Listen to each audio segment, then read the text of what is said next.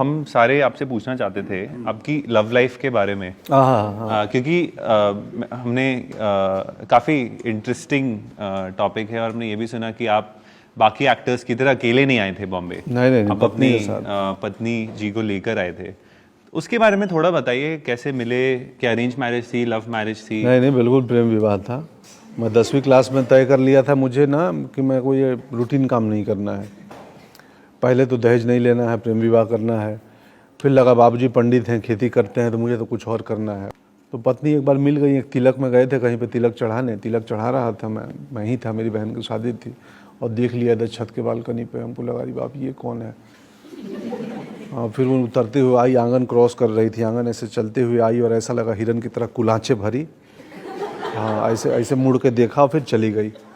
तो वहीं टीस हो गया दिल में कि हो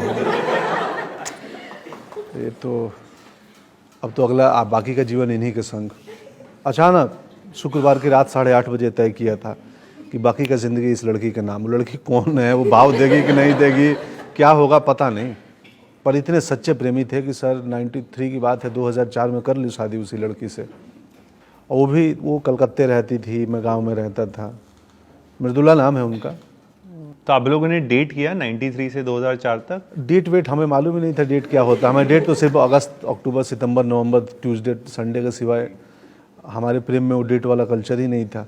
बामुश्किल 1.5 साल पे एक बार तो मिलने कलकत्ते जाते थे कभी उनसे। वो कलकत्ता में रहती थी, मैं पढ़ने दिल्ली आ गया था। तो वैसा वाला प्रेम नहीं रहा है, डेट वेट वाला, रोज़ मिलने वाला। मोबाइल भी नहीं था तब। तो चिट्ठी कभी आ गई 10 दिन पे एक, या हॉस्टल में, NSD हॉस्टल में वो था, लैंडलाइन फ़ोन था। तो उस पर 8 बजे तय था कि मैं फ़ोन करूँगी। तो 8 बजे फ़ोन आ गया तो मैं अपनी प्लेट लेके और जहाँ वो था PCO टाइप, जो वो उसी के पास बैठता था। 8 बजे रिंग टप। हाँ, तो ये है किस्सा। वहाँ पे आपने फिर मैं ड्रामा स्कूल आया, 3 साल पढ़ाई करने आया और ड्रामा स्कूल आया तो एक कल्चरल शॉक लगा। माय गॉड, मैं किधर आ गया। तो वहाँ 20 अलग अलग स्टेट के बच्चे थे मेरे संग। एक कोरिया का भी लड़का था, Manipur, south India, north India, Gujarat. तो मुझे लगा यार दोस्त, मतलब कितनी विविधता है इस देश में। विविधता मतलब समझ वो डाइवर्सिटी की, कितना अलग अलग है हमारा मुल्क यार।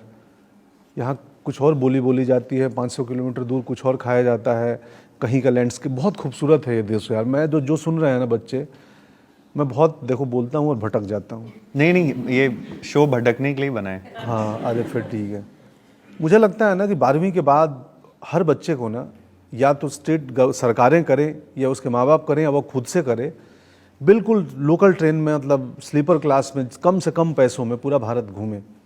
बहुत सस्ता है इस देश में घूमना, बहुत ही सस्ता है। मैं बहुत घूमा हूँ। हर जगह पे आपको धर्मशाला, गुरुद्वारे मिल जाएगा जहाँ आप रात गुजार सकते हैं। और वो यात्रा, इस देश को घूमना ना, आपको कुछ से कुछ बना सकता है। मैं घूमा हूँ, मैं पूरा भारत घूमा हूँ।